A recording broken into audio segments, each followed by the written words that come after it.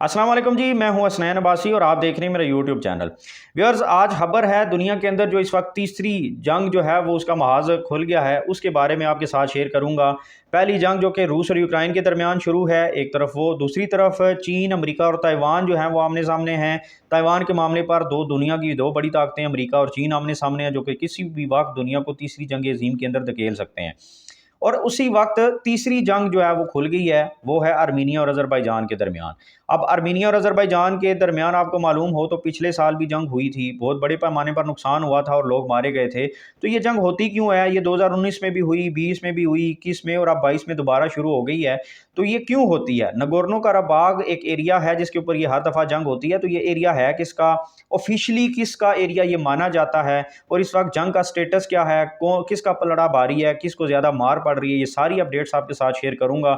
इससे पहले अगर आपने मेरे चैनल को सब्सक्राइब नहीं किया तो कर दें, ताकि इस तरह की इन्फॉर्मेटिव वीडियोस आपको मिलती रहें, और बेल आइकन को क्लिक करेंगे तो नोटिफिकेशंस भी मिलते रहेंगे। बात करें जंग के हवाले से तो मैं आपको बताता चलूं कि इस वक्त आर्मीनिया कह रहा है कि उसको अज़रबैजान की तरफ से हमले किए जा रहे हैं उसके ऊपर, और तकरीबन 50 फौजी उसके आर्मीनिया बता रहा खुद के मारे गए हैं। ये जंग जो है नगोर्नो कराबाग का एरिया जिसके ऊपर ये हर दफ़ा जंग होती है, ये भी आपको बताऊंगा कि ये एरिया है किसका। 2019, 20, 21 और 22 के अंदर दोबारा ये जंग हुई है, और हर साल तकरीबन ये कंसेक्टिव हर साल हर ईयर के अंदर ये जंग होती है। आखिरी दफ़ा जब जंग हुई तो 2020 के अंदर अक्टूबर नवंबर में ये जंग हुई थी, और तकरीबन 6000 लोगों के मरने की उस वक्त भी इतलात थी। रूस ने उस वक्त ये जंग बंदी कराई थी, और रूस इस बात का जिम्मेदार बना था कि अब ये जंग नहीं होगी, और सीज़ फायर कराया था। लेकिन अब दोबारा से ये जंग शुरू हो गई है। लेकिन ये भी आपको बताता चलूँ कि रूस ने किसी की भी साइड नहीं ली। रूस जो है वो एक सालिस का किरदार अदा करता था, और इस दफ़ा जो है रूस खुद ही एक जंग के अंदर वो ऑलरेडी इन्वॉल्व है, और इस वक्त तो उसके भी आने के कुछ चांसेस नहीं हैं। तो मौजूदा सूरत हाल के अंदर दोनों के दरमियान जंग जारी है, और इस वक्त तक कोई उनके दरमियान सालसी के लिए सामने नहीं आया।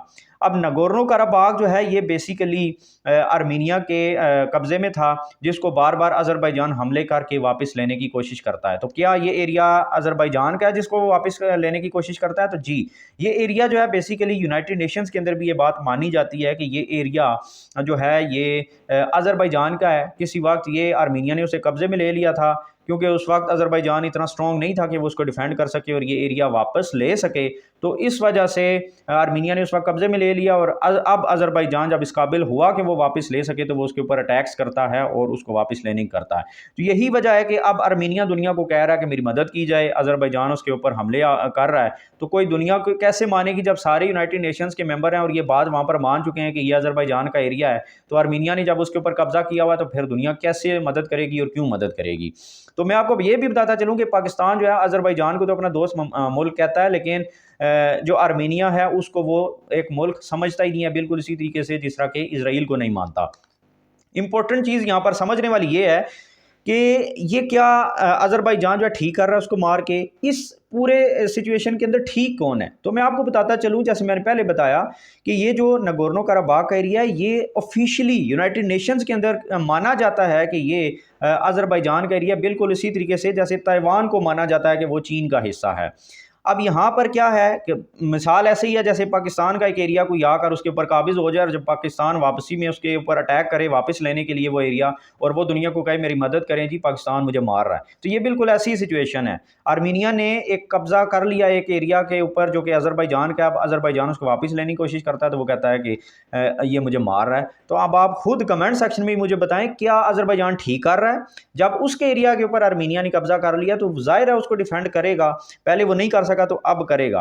तो ये बेसिकली एक बुनियादी वजूहात हैं या वजह है कि हर साल इन दोनों के दरमियान जंग शुरू हो जाती है और नया महाज खुल जाता है। अब जब तक ये अज़रबैजान एरिया वापस नहीं ले लेगा, ज़ाहिर है उसने चुप तो बैठना नहीं है। इस वक्त उसने टर्किश ड्रोन ख़रीदे हुए हैं तुर्की से, जिनके ज़रिए वो उनके ऊपर अटैक कर रहा है, और यही बात जो है आर्मीनिया भी कह रहा है कि उसके ऊपर टर्किश ड्रोन के ज़रिए जो अटैक्स किए जा रहे हैं, बहुत ज़्यादा नुकसान हो रहा है। अब ज़ाहिर है जब उसका डिफेंस स्ट्रॉन्ग है तो वो अपना एरिया वापस लेने की कोशिश करेगा और वो नहीं छोड़ेगा। तो ये कुछ अपडेट्स थी व्यूअर्स अज़रबैजान और आर्मीनिया के हवाले से जो मैंने आपके साथ शेयर की। मज़ीद अपडेट्स के लिए मेरे चैनल को सब्सक्राइब कर दें। Thank you very much. अल्लाह हाफिज़।